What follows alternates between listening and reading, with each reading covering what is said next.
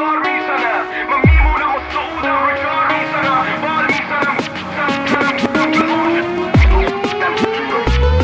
میدونم که تو هم توی قلب تخته هایی داری، عقده هایی که اومدن از نقطه های تاریک. تو مثل من دلت سوخت از نقره های داغی که حک کرده اسم ما رو نخبه های یاقی. الان 12 شبه از صبح پای کاریم، بازم روبرو شدیم با سفره های خالی. این حرفا شدن فقط مشتی گفته های عادی، تو هم پری از این همه حفره های مادی. خیابونا پر از مشت کاسب پست، پر از آدمای محتاج و کاسب دست، پر از آدمای خردمند و تحصیل کرده که زندگی انزوا رو بهش تحمیل کرده، پر از آدمای سخت کوش کارگر که کاغذ فردای روشن رو پاره کرد، پر از کسی که دنبال پول کلی گشت آخرم رسید به فروش کلیش، پر از اونا که سالها خوندن درسهای بدن ناامید گذشتن از مرزهای وطن، پر از بغضی که نترکید و عشق نشد، پر از استعدادهایی که کشف نشد، پر از اون کسایی که از خودی فریب خوردن بعد یه گوشه تک و تنها و غریب مردن، پر از من تو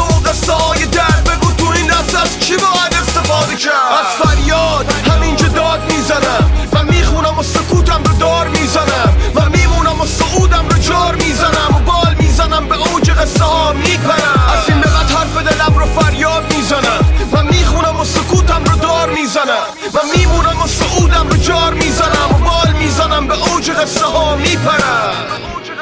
پای حرف من بشین بگم چه زجه ها کشیدن، نسل ما چه دیدن، قطر اشک ما چکیدن، مردمان بیغم درد ما رو دیدن، بی‌رحم‌تر شدن بد به حال میهن. چه باید کرد؟ از کی شکایت کرد؟ از این سرنوشت بلکه من شکارم کرد؟ نه، تقصیر از منه که بهش اجازه دادم، فکر میکردم یکی میاد واسه نجات آدم. غافل از این که قلب ها پر از ترکشه که باعث اینه چشمای تو تر بشه، غافل از این که هر کسی گرفتار دردشه، امیدوارم هر کی گره داره حل بشه. وقتی میبینی قیمت ها با قدم های هجومی پیش میرن به سمت رقم های نجومی، تو مجبوری که به سقوطت پا بدی، چون که تو هنوزم اسیر حقوق ثابت. یعنی تنها چیزی که سمت تو سرازیر درده که تمام وجود تو رو سراسیمه کرده. بهم بگو تو این مسیر آیا چراغی میتونه که این راه رو روشن کنه؟ پس چه راهی میمونه؟ فقط فریاد همینجا داد میزنم، من میخونم و سکوتم رو دار میزنم، من میمونم و سعودم رو جار میزنم و بال میزنم به اوج قصه ها میپرم.